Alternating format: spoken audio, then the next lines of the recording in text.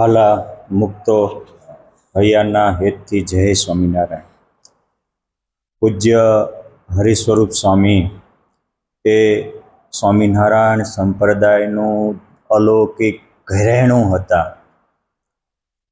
પૂજ્ય હરિસ્વરૂપ સ્વામી એટલે વર્તમાન કાળના વાત્સલ્ય મૂર્તિ પુરાણી ઘનશ્યામજીવન સ્વામી કે ગુરુકુળ પરિવારમાં પૂજ્ય જોગી સ્વામી, પછી આપણે બીજા એવા વાત્સલ્ય મૂર્તિ અને જોગી સ્વામી ગણવા હોય તો ગણી શકાય એવા સાધુતાની મૂર્તિ સમાન મહાન સંત હતા.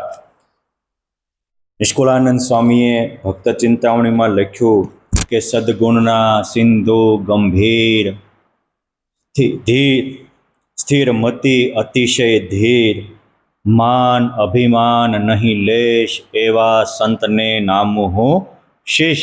વળી સ્વામી કહે છે કે તેજે તપે યશ સંત પૂરા જ્ઞાનવાન અને શુદ્ધ બોધે સુરા શુદ્ધ શીલ સુખના દાનેશ એવા સંતને નામો હું શીશ. એ હજારોને સુખના દેનારા હતા, શીલ અને શાંતિના પ્રદાન કરનારા હતા. અરે જેના વિકારે પવનના વાયરે વિકાર વિરમી જાય એવા સંત હતા.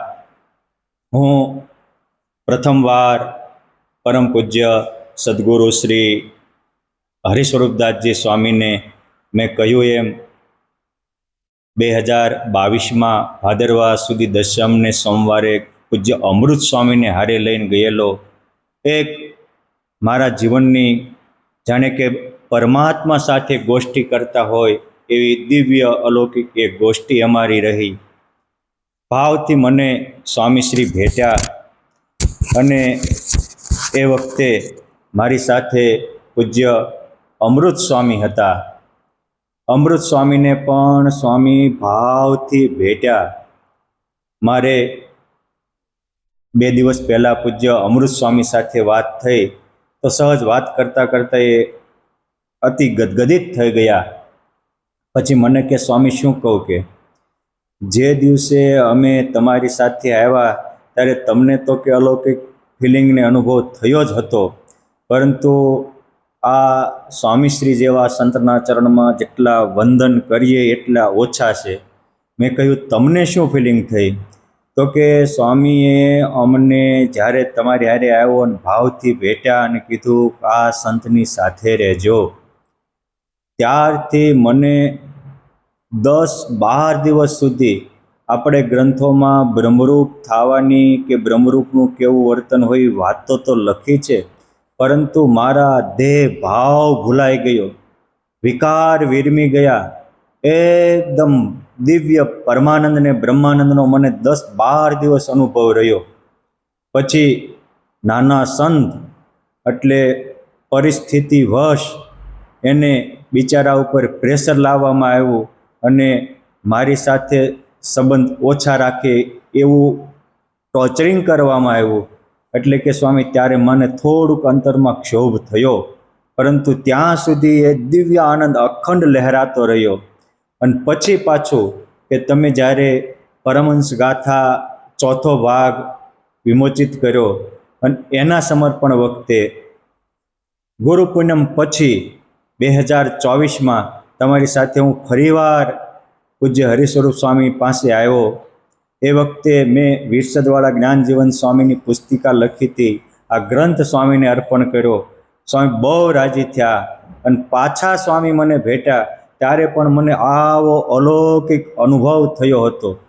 વિચાર કરો, જે સંતને ભેટવાથી સામાવાળાના વિકાર વિરમી જાય, અલૌકિક અનુભૂતિ થાય, એ સંત કેવા અલૌકિક હશે, એ સંત કેવા નિર્વિકારી નિર્દોષ અને પરમાત્માને પામેલા હશે, આ મારે તમારે સમજવા જેવું છે.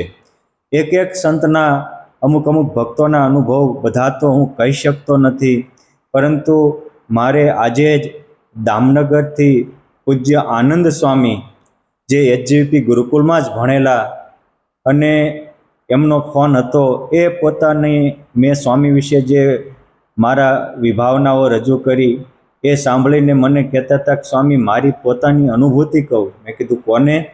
તો કે ગઢપુરમાં જ્યારે વચનામૃત દ્વિશતાબ્દી મહોત્સવ ઉજવાયો એની પત્રિકા માટે નાહિયેરવાળા પૂજ્ય પુરાણી કેશવ સ્વામી અને આ દામનગર ગુરુકુળના શાસ્ત્રી આનંદ સ્વામી અમે બંને અમદાવાદ ગયા હતા. ત્યારે અમારા ઉતારા મેમનગર ગુરુકુળમાં જ હતા.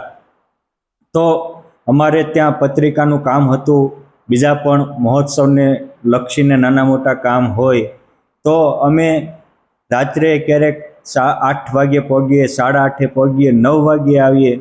તો અમે રાત્રે 8 કે 9 વાગ્યે આવીએ ત્યારે પણ સ્વામી એમના સેવક વર્ણી સ્વામીને કહી રાખેલું સંતો આવે ત્યારે કહેજો. પછી અમને પીરસવા આવે અને આવું 3-4 દિવસ થયું. પછી અમે એકવાર કે નાના વર્ણી સ્વામીના સેવક હતા એને પૂછ્યું કે સ્વામી ડેઈલી આવી રીતે 9 વાગ્યે આવે? તો કે ના, સ્વામીનો નિયમ એવો છે કે સંધ્યા આરતી થાય પછી સ્વામીને જે થોડું જમવું હોય એ જમી લે. બાકી સ્વામીને જમવાનું થોડું, મેં એ પણ અનુભવેલું કે પૂજ્ય સ્વામી સંતો ગયા હોય તો પહેલાં પીરસી અને પછી જમી લે અને થોડુંક જ જમીને પાછા ઊભા થઈને પાછા ફરી હોત પીરસવા આવે. પોતે નિર્વિકારીને લઘુ આહાર એ આપણને એના જીવનમાં પ્રેક્ટિકલ દેખાતો હતો. એટલે કે તમને સ્પેશિયલ પીરસવા આવે છે. પછી બીજે દિવસે પીરસવા આવ્યા ત્યારે અમે કહ્યું કે સ્વામી અમારે તો કામે આવ્યા છીએ. કે પણ હું તમને સાધુ જ માત્ર નથી જાણતો, તમે ગોપીનાથજી મહારાજનું કામ કરવા આવ્યા છો અને મહારાજના ગઢપુર ધામના સંતો છો. અને એટલે હું તમને પીરસતો હોઉં કે મોઢામાં કોળિયા દેતો હોઉં તો મને એવું થાય કે હું મારા નાવલિયા નાથ હરિકૃષ્ણ મહારાજ ગોપીનાથજી મહારાજને જમાડું છું, આવી ફિલિંગ થાય છે. એમના હૃદયમાં વાસ્તવિક ભગવાનનો મહિમા હતો એટલે એ ભગવાનના સંબંધે બધા સંતોને આટલો પ્રેમ. રાત્રે 9 વાગ્યે 9:30 વાગ્યે આવી પીરસી જમી શકતા હતા. યાદ રાખજો, જેને નીચેના ભગવાનના ભક્તનો મહિમા નથી એને ભગવાનનો જ મહિમામાં ખામી છે.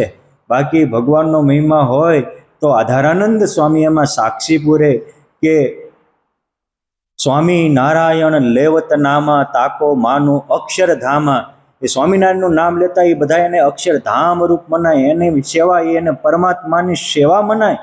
આ પૂજ્ય હરિસ્વરૂપ સ્વામી નાના સાધુને પણ આવી રીતે પીરસતા હતા.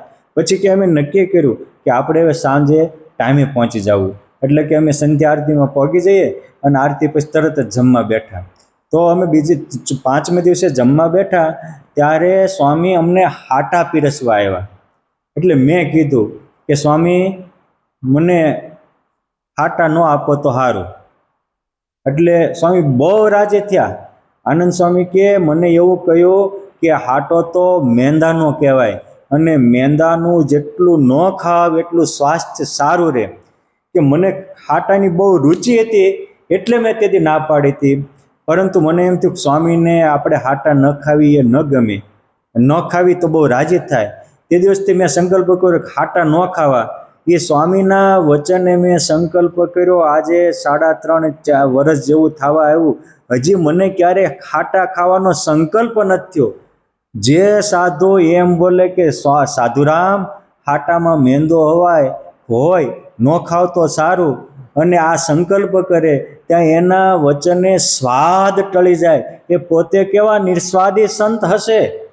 માટે આવા સંતને જેટલા ગુણ ગાઈએ એટલા ઓછા છે. સ્વામીએ લખ્યું ને કે તેજે તપે યશે સંત પૂરા, જ્ઞાનવાન શુદ્ધ બોધે સુરા, શુભ શીલ અને સુખના દાનેશ. આ કેવું સુખ! એને રસાસ્વાદનું દુઃખ ટળી ગયું અને પરમાત્માનું સુખ ચાલુ થયું. અમૃત સ્વામીને બ્રહ્માનંદને પરમાનંદના સુખના ધોધ ચાલુ કરાવી દીધા. આ પૂજ્ય હરિસ્વરૂપ સ્વામીને આપણે જેટલું કહીએ એટલું ઓછું છે.